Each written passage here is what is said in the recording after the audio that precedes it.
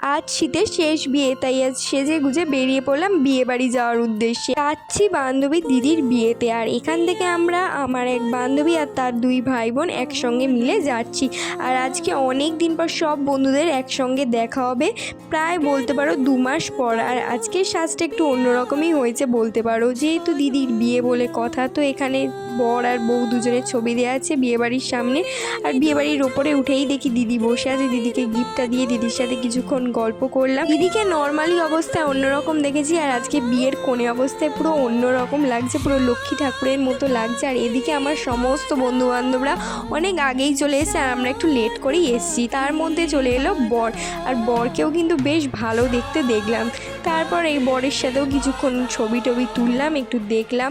আর বর এদিকে বসতে ভয় পাচ্ছিল যে শাড়িরা এদিকে কিছু করেছে টরেছে কিনা। তারপর আমরা চলে এলাম স্টার্টার আইটেমসের দিকে। এদিকে ছিল ফুচকা, পকোড়া আর কফি ছিল। আমরা একটু ফুচকা খেলাম আর একটু পকোড়া খেলাম। আর এদিকে বরকে এখন বরণ করা হচ্ছে, এরপরেই বিয়ে শুরু হয়ে যাবে রাত্রি 9টা থেকে, যেহেতু বিয়েটা ছিল।